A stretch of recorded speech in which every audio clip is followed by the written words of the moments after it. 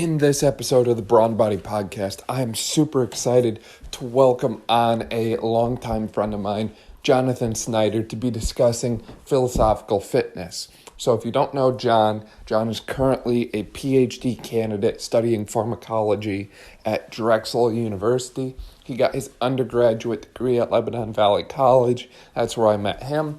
And he's one of those people that kind of does everything. He's got some history of stand-up comedy. He's got his one degree, his bachelor's degree, and like I said, he's getting his PhD now. He also does a lot of fitness kind of things, from martial arts to running and training for an Ironman, which he'll discuss today. And in our next episode a little bit, he works out, lifts, power lifter kind of stuff. He used to wrestle. Again, he kind of does everything. And today we were talking about something we're both kind of passionate about, and that's philosophy, specifically Stoicism, and how that relates to health and fitness. So I'm really excited to bring you this episode. I think it came out really well. With that, before we get to that, just want to mention real quick, this episode and all of our episodes are sponsored by CTM Band, Compression Tension Movement Band.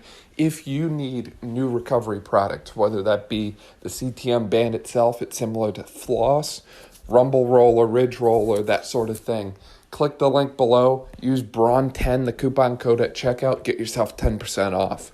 There's also one more sponsor. I'm going to turn it over to them for a quick word. That's all of our advertisements for today. Enjoy the show, everyone.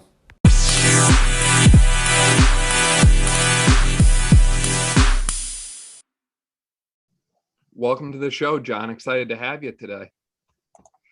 Thanks, Dan. It's so good to be here. So kind of diving into this philosophical fitness, as I mentioned before in the intro there, you've got quite a history. You've been in school with me at LVC.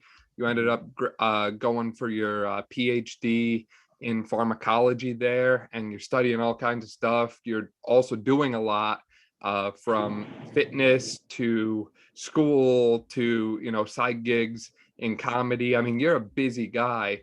And I know that having kind of a set of ground morals and kind of like a moral compass has really helped you along that journey.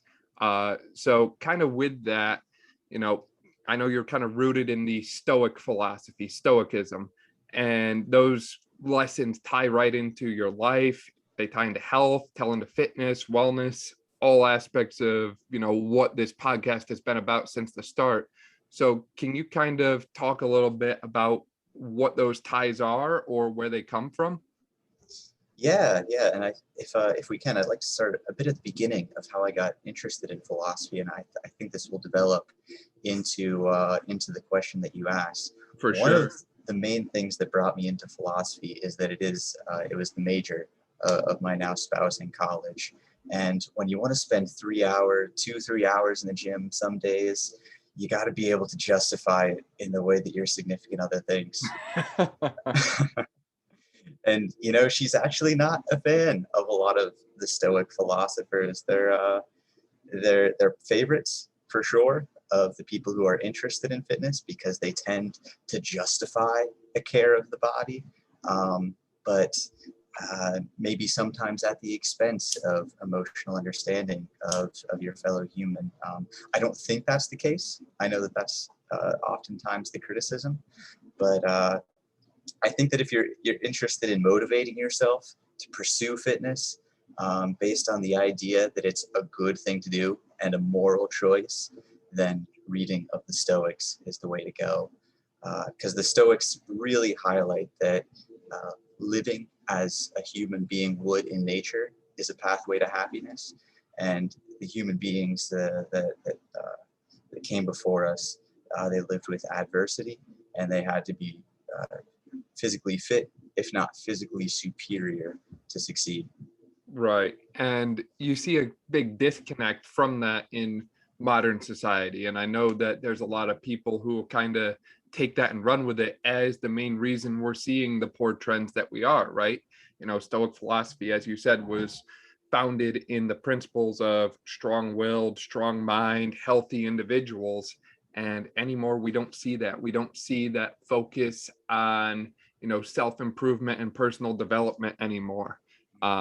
So it's kind of interesting how, again, this is one philosophical approach. As you mentioned, that doesn't mean it's, the one everyone agrees on, but it is interesting to see how the health and fitness community has really evolved to embody Stoicism as we know it in modern society.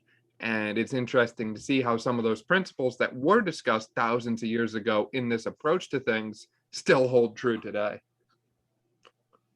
Absolutely. Perhaps even more true because they're almost the counterexample to the way we live our lives in the complete avoidance of physically adverse circumstances. I think in maybe one of your other podcasts, you talked about Maslow's hierarchy of needs a little bit. Yep. The Stoics almost try to intentionally descend that hierarchy now and then to put themselves in a situation where they need food, for instance, because like we talk about before we got started here, we talked about the benefits of intermittent fasting. That's essentially what we're talking about. You're putting yourself in an adverse circumstances, in one case because it's physiologically beneficial, but in another case because it helps you understand the higher levels of the Maslow's hierarchy of needs. It's more impactful when you've been at the bottom. Right. And it ties into delayed gratification too, right? It's, what you're doing right now might not feel beneficial at the time, right? So rolling with that intermittent fasting example, if you start to get hungry, not eating probably doesn't seem like a good idea. But when you start to kind of dive into it more and understand that it's going to promote cellular autophagy, it's going to help prevent insulin resistance, it's going to promote fat burning and increase growth hormone secretion and androgen receptor density and all these beneficial things down the line, you start to see that, hey, maybe I need to suffer a little bit right now to reap that benefit later on, reap what you sow, so to speak. And of course, the Stoics didn't know that. Like the Stoics that we're going to talk about today anyway, they didn't know that the adversity that they were forcing themselves into was going to increase cellular autophagy that would be a key factor when they were aging into their 80s and 90s, which was highly unlikely, but did occur for some of these philosophers. So why did the Stoics do it then? Because like we both understand the autophagy, the mTOR inhibition, the weight loss at its most basic, but why did the Stoics do it? I think that's one of the best questions for today. Right, and that's something that the two of us will be pondering, but I'm also interested to hear anyone who's listening, if they have a different perspective, please feel free to message in or leave us a voice message, and we might share it and discuss it on a future podcast. And just kind of my own thoughts on that. Why would someone put themselves through something kind of difficult if they didn't know there was going to be a benefit from it? And I think that comes down to kind of what the Stoics tend to do, right? The Stoics tend to live in the present moment for the most part. So with that said, they're not living or focusing in the past. They're not living or focusing in the future. They are living in the right now. So if you need examples of that, I like to look at the list of companies that get started during economic crisis, depression, wars. So like Walt Disney was founded in 1928, 1929 during that Great Depression era. Hewlett Packard was founded in 1935. Coors Light was founded in 1873 during a depression. I mean, the list goes on and on of different companies that were started in, panic times, so to speak. But when you focus on the right now, you don't see that time as, a time to act in crisis or kind of, lose sight of what your goals are. You see that time as a time of opportunity. You live in the moment, so you know that those obstacles that are in your way have implications in your past and your future, but you don't let that hinder you from what you want to do. You think differently, for lack of a better way to put it. And I think that's something that people these days struggle with. People struggle to find opportunity. I think it was Seneca that said a good person dies events with his own color and turns whatever happens to his own benefit. right? It's not worrying about the outcome. It's not worrying about the future. It's here's what we have right now, and here's how we're going to roll with the punches on it, work with it, and make the best of it. Absolutely, and I'm so glad that you mentioned Seneca, because he is one of the later, but one of my favorite Stoic philosophers. And a good personal example, I think, of this is, so I've been doing Brazilian Jiu-Jitsu lightly and recreationally for a few years now. But in the middle of the pandemic, I started up wholeheartedly several times a week. And you're never living more in the moment than when somebody is choking you. If somebody's breaking your arm, you're not thinking, is this the kind of person that I want to be? You're thinking about saving that arm from the position that it's in, if you're thinking at all.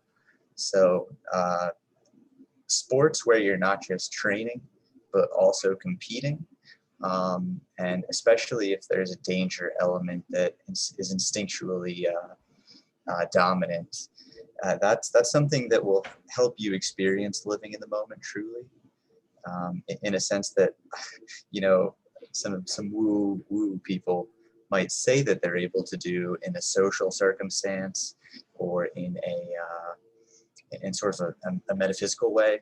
But if you're doing it in a physical way, you can be certain of it, and it penetrates the psychology of the moment. Because like you go into work the next day, and maybe you have a bad interaction with a coworker or your boss. At no point are you thinking, at least they're not choking me. Yeah, no, for real. And kind of like you said too, you start to seize opportunities where other people don't see opportunities. So if I remember correctly, Pericles was an Athenian general, and they were him and his men were on a naval mission in the Peloponnesian War, and they had a solar eclipse which put the whole fleet into darkness, and everyone started panicking, except he said, hey, this is a great time to attack the enemy. So it's kind of looking at the present situation from that neutral light, not things are inherently good or bad. It's just, it is what it is. And I like to say that I hate people who use that expression all the time, because it's like, there's more to it than just it is what it is. But in general, things are not inherently good or evil. It's your perspective of that, your perception of it, that decides for you, is this good or is this bad? And that's why some people have been able to kind of thrive in the midst of chaos, because they don't see it as chaotic. Yeah, they're almost excited to be living in a time that is different. So does that make you excited to be alive right now as we're talking about this during a pandemic? Last year it was tough. So when you asked me to do this podcast, I think it was in February of last year, right before things started to shut down. And I was like, yeah, I want to do this podcast.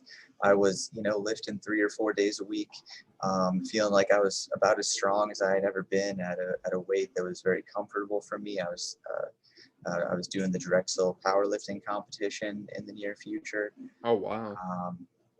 And then the apocalypse hit, the not apocalypse hit, fortunately enough. And then I almost felt like I had more to say, because, I was shut out of the the gym. So I live in Philadelphia, so lockdown was pretty tight here for about a year at least. So I didn't lift weights over 50 pounds for a year and a half. And we still talked about doing the podcast here and there, but now I'm excited. I'm really excited that I took up these other things that weren't weightlifting, but definitely went through a period of, am I a fit person anymore? Yeah, no, for sure. And, as we talked about, that was an obstacle in your path. That was an obstacle in your journey, but you didn't let the fact that in that case, there was a lockdown and you couldn't get to the gym. You didn't let that deter you from your mission or your goal. Instead, that obstacle in your path became your way forward. In your case, you decided to adapt and say, you know what, here's what I can do about this. And I'm going to steer this in the direction that I choose. And I think there's a lot of power in doing that. You kind of shift that power back to yourself, not the situation. You're not what happened to you, but you are what you chose to become. Mhm. And maybe if I can say that we're both two people who are early in our career, we can afford to build a gym short notice when plates are at a historically high price. So yeah, we had to adapt more than anybody and get a little bit extra creative. So I took the cheapest pathway to fitness that I had at the time, and I started running long distances. So yeah, the obstacle really became the way. And then I didn't want to take public transport because there was special rules about taking public transport and then going into work because you're getting exposed to all these people. So I bought a bike and I started biking into work every day. So those two obstacles. Let's do an Ironman next year. So you're doing an Ironman next year now. Yeah. That's awesome. That's a bit out of the way of philosophy, but I would say that Ironman and Brazilian Jiu-Jitsu, they both have a suffering element to them. Very big mental suffering too at that, right? It's there's the physical suffering, but you mentally have to endure and embrace this suck component, and whether that's, when you're 50 miles into your bike ride and you still got 50 miles to go and a full marathon to go, or when you're getting your butt kicked, 3-4 rounds in the ring, and you need to find a way to bounce back. Everything hurts. You could tap out, you could give up, but that's the easy way, and nothing worth having comes easy. No. So so I probably sounded like a motivational speaker there for about 2 seconds here, reading off all these quotes and whatnot, but with that too, it's not just you and the obstacle that was in your way. I'm sure along that way you were learning from a lot of other people around you. You said the whole philosophical thing for you kind of got started from your girlfriend, who was a philosophical major. Yes. So it's kind of interesting how philosophers have always learned from one another.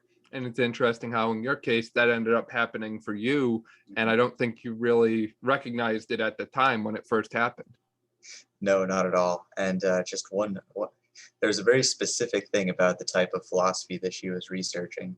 She did the research that led to the publication of a book on whether or not Plato, the famous Greek philosopher, was interested in physical health when he talked about care for oneself.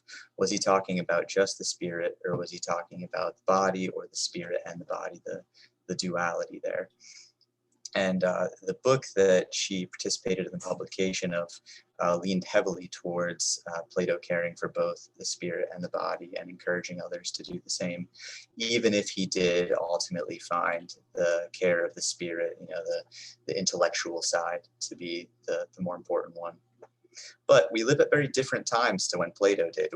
We may have shifted as a society to a society that cares so much about the intellectual that now we might need to write books on the need for greater care of the body than the spirit. I don't think that that's the case. I think we should always advocate for a balance, but the difference in society certainly informs how Plato has been interpreted over time. Yeah, definitely. And kind of with that too, it comes down to the 3 elements of health, right? Body, mind, and spirit. They all play into one another. And like anything, if you tip the scale too far in one direction, things tend to get a little uneasy and uneven. And that ties right back into the Stoic principle of just being disciplined in action. Get moving and stay moving. The Stoic philosophers were never big on laziness, or I'll use the term last week in the podcast about mental health and mental well-being. We were discussing self-care and how this term self-care has gotten thrown around, and instead of what it originally meant to be, things like breath work, things like meditation, yoga, things to kind of reset your mind and get you connected within yourself, it's kind of skewed along to things like binge watching a whole series on Netflix, or binging out on food or something like that. And it's called treating yourself. And in reality, these are things that will only make your situation worse and move you further away from your goal. It's not to say that you shouldn't have a little downtime every now and then, but we get so caught up in it that we forget about the importance of just simple action. Do your job, do it right. Whatever is done rightly, it's a noble thing to do. And you can Google different examples of that historically, from President, what was his name? I think it was Garfield, James Garfield. He, in order to get into college, persuaded his college that he was studying at, he couldn't afford it. He persuaded them to give him a job as a janitor in exchange for tuition. No pay, but he worked. So action, in order to get the outcome that he wanted. So it's amazing how anymore everyone has an excuse for everything, but no one wants to work for it. Yeah, and so essentially, we talked about doing this philosophy podcast. As sort of, I saw two parts of it. One is the is fitness a moral good part, and the other is how good is fitness as a sort of a training mechanism to learn the other pathways towards moral good, because nowhere is it more clear that a grind towards some end goal is what you need to do to get there than in lifting weights, than in running sprints, doing it over and over again, sort of virtue ethics type training. You can only improve your virtue by training it. It's nowhere is it more easy to see for a human, I think, than in the care of one's body in a physical way. And thank you so much for bringing up the care, like self-care, care of the spirit as well, because I do want to be really careful when we talk about fitness and whether it's a moral good or not, that we're not making judgments on people who occasionally sacrifice a little bit of physical fitness to care for their emotional well-being. Right. But we're always talking about having an adequate balance of both. And I think you and I both perceive in the world, based on statistics and personal experience, that we need to also advocate for physical fitness as a mechanism to get to emotional well-being, as well as the totality of well-being. Mm-hmm. Yeah, exactly. And it doesn't matter when you get to that point of well-being, right? Everyone moves at different paces. Mm-hmm. It's just that you need to consistently be moving towards it.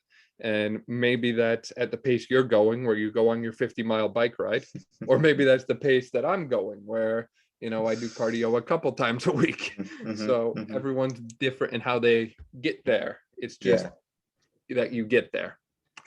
You and I are probably pretty fortunate that after we do a 2-hour workout or a 50-mile bike ride, that we feel better in our emotional state of well-being, whereas some people don't. Right. It's nice that we like it, but if you're a Stoic philosopher, you might say that we chose to like it because it was we felt it was a good thing. Embrace the suck. There it is again, huh? Yeah, we choose what we like. We do. And kind of going along with that too, you just said we choose what we like. That kind of makes me think of some of our other past philosophers. So we mentioned Seneca briefly, but there's plenty of others out there. Plato, I always struggle with his name, Epictetus or Epictetus. It's not coming off right for me today. Epictetus. Yeah. Geez. Epictetus, some people say. You can tell I'm well read here. Sheesh. Or Marcus Aurelius, those sort of individuals. Going along with that, what kind of perspectives do you think they can offer us in kind of modern present time? Mm-hmm. Yeah, I think so. We picked out a couple of quotes, and a lot of them get at the same thing, that it's all about balance. And like we said, we perceive there to be in the world too many people who have a deficit of physical care for their body. So I think that this Masonius Rufus, the teacher of Epictetus, probably had the best quote that I wanted to share with people the most. And here it is. Since a human being happens to be neither soul alone nor body alone, but a composite of the two things, someone in training must pay attention to both. They should rightly pay more attention to the better part, the soul, but they should also take care of the other parts, or part of him will become defective. We talked about the interaction as well between the body and the soul. If you have a deficit in one, it will be realized in the other. So if you don't train, it's been shown that your eating habits become dysregulated. If you don't have an active lifestyle, it's known that your sleeping habits are dysregulated. And it's only a small jump from eating and sleeping to being, we all know about being hangry and grouchy because you haven't slept. And it's very hard to be an ethical person concerned with justice when you are not in the right state of being. There's one other one here that I really wanted to share. I can't find it. No worries. No worries. But no, I think those are great things to keep in mind. And kind of like we said, it's a balance of everything. And it doesn't matter what your circumstances are, you can find a way to achieve balance, and you can find a way to achieve whatever you want to achieve in life. There is always a way forward. Some ways move quicker than others. I like to call them wormholes to the destination you want to get to. Sometimes you jump through one and you're right there, and sometimes you end up about 1,000 miles away. And that's okay as long as you keep persistent. Keep moving forward, as we've talked about. And one of my best examples I like to pull from for this is Thomas Jefferson. He was well known as a politician. He was well known as a writer, one of the founding fathers of the country, and yet he had a speech impediment. So someone who struggled to speak in public, right? He kind of mentally wasn't all there when he was speaking as well, because he knew he had a slight deficit, but he found his strengths and he played into it. And now we remember him historically. And now we look at other people too, like take Thomas Edison. Thomas Edison had an extreme hearing deficit. So he was willing to accept that, in his case, his senses weren't doing him a favor. He accepted it. He didn't resent it. And both him and Jefferson accepting it, not resenting it, led to personal growth. And they found kind of their path forward. They found their, they saw the obstacle in their path, but they used it to move their needle of life forward in their own direction. So I think it's important to remember too, it's not just, the hand you're dealt. Like I said before, it's not what's happened to you, but it's what and who you choose to become despite everything. That reminds me of, I was actually at a jiu-jitsu competition 3 weeks ago now, and maybe we'll talk about this in a later podcast, but it was very inspiring that there was more than one person there who was missing a limb and competing at a very high level. They had belt colors that indicated that they've been practicing this for years and, celebrating their performance on the mat. Excellent level of sportsmanship at these competitions as well. And isn't that a great example of, you have approximately 4 weapons in jiu-jitsu, each limb, and this person has embraced it to such a degree that they've chosen the sport at perhaps which they're most disadvantaged. I have so much respect for that. I feel like that's a very stoic thing to do. For sure. And kind of with that too, I'm sure their attitude towards everything is unmatched. And going back to Stoicism, amor fati, love everything that happens, right? So we'll go back to Edison here. I like Edison as examples. I don't know for a fact if he was stoic or not, but I look at some of the things he did in his life and I really wonder, and maybe that's a new book idea in itself there. Edison, I think he was about 65, 67 years old when this happened. He was at his lab. He got home and he got a message from someone. A messenger came and told him that his lab was burning and on fire. So he gathered all of his friends and family and told them to come with him and watch. And he told him, you're never going to see another fire like this, because obviously he had a pretty big chemical lab and all that way for research and experiments and whatnot. But it's like, what else could he have done? Should he have, gotten mad about it? Should he have, let that kind of be his end all be all? After it burnt, 3 weeks later, he had completely rebuilt the lab and had it up and running. And within a month after the fire, he had all of his employees that were there before working 2 shifts per day instead of 1, and they were pumping out new products. He lost $1 million to put the new factory up, but gained 10 million in sales that year. So again, it's stories like this that just kind of, I think people forget these days. There's a lot of hard times out there. We are living in a pandemic, but with that too, Marcus Aurelius himself lived through a pandemic. And you think this one is bad. Well, that pandemic lasted much longer. It was much more deadly. Oh, and there was a ton of wars going on in the middle of it.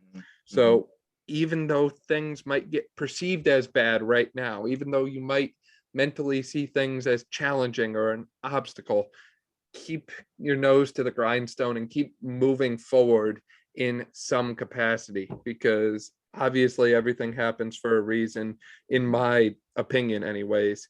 And if you keep moving forward, then you might find out what that reason is, and all the chips will fall into place and all the puzzle pieces will fit. And we don't always understand how that happens, but it happens. I love that you started with an obscure historical story and finished at sounding like some sort of personal motivator again, in a way that made very much sense. And do you mind if I insert the story of Sisyphus here and the point that I wanted to make about that? Because I think it relates to what you just said.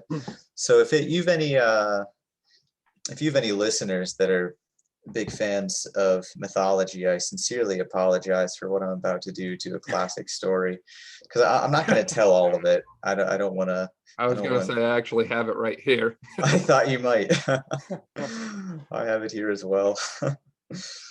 But I only want to make a small point about the end of the story.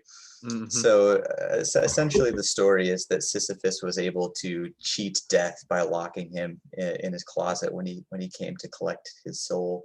But when death was eventually released, the gods punished Sisyphus by making him push a boulder up a hill for all eternity. And as soon as he got to the top of the hill, the boulder would, of course, roll back down to the bottom, and he would have to start all over. So not only is the boulder, which is representative of the burden of life and his struggle, is moving up the hill, so is he. He's moving up and down as time goes on. And there's a lot of philosophical debate just a few centuries ago about this ancient myth about whether, first of all, how much human life is like pushing a boulder up a hill only for it to roll back down the other end, and whether or not Sisyphus should be happy while doing it. And I hope that there's one of your listeners out there like me who heard this story and their first question was, how tall is the hill and how much does the boulder weigh? And how many reps was he getting in per like one underworld day? And if he got much better at it, if he trained himself up and became stronger, could he get a heavier boulder, or could he some days use a lighter boulder and train different training parameters? So nowhere is this question of whether Sisyphus is happy doing this more obvious than in physical fitness, because how many times do get hit with a pandemic, have to take a year and a half off, you're at the bottom of the hill again. Age, ultimately everybody succumbs to age. It's unbeaten, unscored upon, according to Rocky Balboa. We all roll back down to that bottom of the stairs, in his case bottom of the hill in the myth. So my big question is, though, when you get what elements can we incorporate into this myth until we start to see that Sisyphus should be happy? Maybe he's preventing the boulder from hitting somebody else, because our physical fitness certainly impacts others, whether it's inspiring to them or if it sucks them into a culture that they might not be as happy in.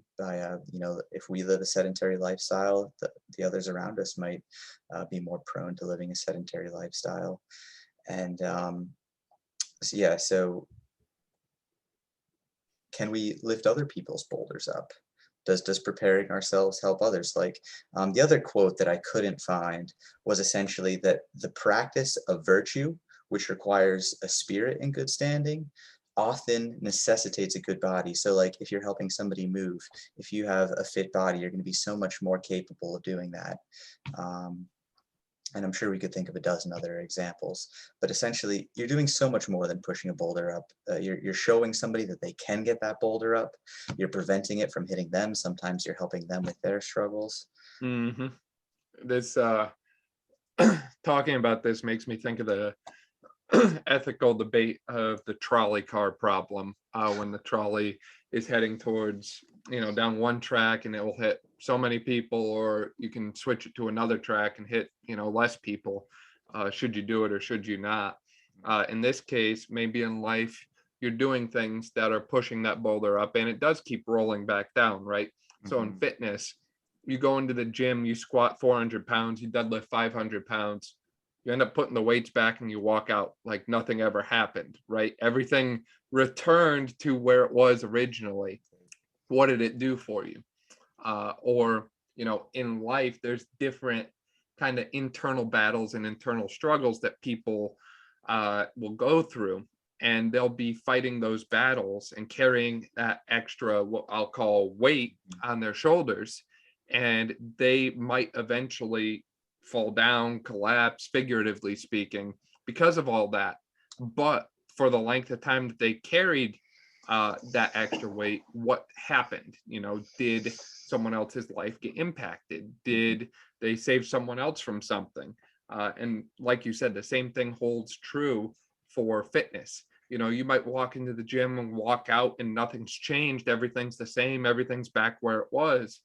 But what you did in that time can have such a broader impact on everyone else. And I think that's another piece that maybe I didn't do a good enough job of highlighting yet, is, your life is not just about you. It's not a marathon of what you want, take everything for you. It's about the impact and legacy you leave for others to follow. That's why we're talking about people like Plutarch or Marcus Aurelius or Socrates or any of these ancients right now. They obviously did something so great in their life that we remember them to this day, thousands of years later. So, kind of with that too, I mean, what are people going to say about John Snyder 1,000 years from now? It sounds crazy, but at the same time, it's like, in your case, you're very physically active, you're very well educated, you're very well research backed and research sound. You're, not even 30 yet, and you've got multiple research publications. You're wrapping up your PhD in pharmacology. You've got the whole world ahead of you. You've got all this time. And it just makes you wonder, what are people going to say about you? What legacy are you going to leave? What trail are you going to blaze that other people are going to follow later in life? We'll have to do another podcast when I'm 80 years old. Maybe we'll have a better idea by then. If I'm still podcasting at 80, that'll be how I celebrate my birthday or something like that when I'm 80. Yeah, we'll holograph it in. Yeah, there we go. If podcasts are even a thing by then, they'll have all kinds of crazy new things, from flying cars to advanced ways to learn, or maybe we won't. Maybe we'll all end up like the movie WALL-E. Who knows? Yeah. But you're absolutely right that it is about legacy. And that's one of the reasons why we talk. I know that you talk a lot about on your podcast about motivation, because you want to help others. That's a big part of legacy. Intellectual contribution to the field, because that's not going anywhere. We have PubMed now. Anything that we find out, I'd love to do. So me and my high school friends have done some interesting things that I think some lessons can be learned from in fitness. For instance, right before the pandemic, we had this idea that 4 of us were going to get together and we were going to just lift 1 million pounds with only powerlifting movements. And I really wish something like that was publishable, because I think there was some lessons learned from it. To make that story short, only 3 of us showed up, and we had about half as much time as we planned on it. But we did make it to 500,000 pounds with like 3 people in 6 hours. Wow. Yeah. Yeah. And the main finding there was that you want to carry most of the weight with the deadlift, or your body's going to fall apart. You mean you don't want to spend your whole day bench pressing? You want to, but you shouldn't. Oh man, that is an interesting, almost like case study in a way. It is. And you know, that part of what we talk about in fitness philosophy is, how do we know what we know? How the epistemic question, how do we know that this will work for you? Because you're a personal trainer. How do you know that what you're prescribing is going to work for somebody? And we of course, we read the literature where they do maybe a randomized control study of an intervention on somebody and see if that has a benefit for their physical fitness, whether that be in weight loss, muscle gain, strength parameters. But it's very important to consider, of course, the principle of biological individuality. And we were pretty much doing that there. We were asking the question, all right, Jonathan, the athlete, how is he going to do in these three categories to lift 500,000 pounds? How is my friend Ian, who's closer to 200 pounds, much heavier? I don't want to say that online, much heavier than me. What parameters is he going to be successful in, and so on and so forth. Right. And we have to consider the anecdotal evidence when considering the individual and how they're going to respond to a training challenge or a training intervention. For sure. And with that too, it's not always what is the best intervention, right? So let's take, we'll just take a quick orthopedic example here. So if someone's got patellofemoral pain syndrome, so basically they have tendonitis, inflammation of their quad and patellar tendon, what are you going to do? Well, the best exercise, the gold standard, it holds up in the research, is Spanish squats, extreme eccentric Spanish squats, which involve a band pulling the tibia forward with a resistance band to pull into that more quad dominant position at the knee through eccentric loading, because eccentric loading is the gold standard for tendon pathologies. It hurts, but that eccentric load to the tendon forces remodeling and adaptation to the tendon directly. Well, what if someone can't do that? What if someone can't do that gold standard exercise? What if you can't do what is number one? Well, then you have to settle for the third or fourth best option and not the quote unquote gold standard best option. And that same thing applies to lifting. In your case, for example, maybe they looked at you and said, you know what? I'll pick on you for a second. Maybe they said you'd be best with the squat because you're lower to the ground, more leverage, a little bit shorter. And maybe you said, you know what, that would be all well and good, but my hip mobility isn't that good. I don't get low enough. I'd be better off with the bench press because of, X, Y, and Z. So even though, we might think that would be the best for someone, it's not always the case. And sometimes you have to kind of go down a different road. And like we talked about before, sometimes that road takes you longer to get you where you want to go, but at least you're moving. At least you're not static or stagnant. So awesome. Well, that was quite an episode covering all kinds of philosophical perspectives related to Stoicism and how it applies to your health and fitness. John, do you have any kind of closing thoughts or closing remarks or anything else you want to share? I only want to get one more fun fact about Plato. If you didn't know, Plato was a famous wrestler in his time, and Plato's not his real name. It was actually just the nickname that they gave him because he had broad plate-like shoulders, or just a big forehead, depending on who you ask. That's so funny. be like Plato. Be a philosopher with big shoulders. Be a philosopher with big shoulders. Listen to the Brawn Body Podcast and you'll get both, right? I hope so. And, with that too, I think it was Henry David Thoreau that said to be a philosopher is not merely to have subtle thoughts or even to have found a school of philosophy, but to love wisdom and live according to as it dictates, whether that's a life of simplicity or independence or trust, whatever it is. So, just because we're talking about these philosophers, you listening to this can call yourself a philosopher if you do exactly what we just said. So consider that. Consider, your own personal philosophy and how that relates to your life. Develop that moral compass and let it guide you in everything that you do. So with that, that's going to do it for this episode of the Brawn Body Podcast. Huge thank you for everyone who tuned in. Be sure to like, subscribe, and share this episode with a friend if you could. That way we continue to help more people. And John, thank you again. Thank you so much for your time. Excited for more episodes with you. Thanks, Dan. It's a pleasure.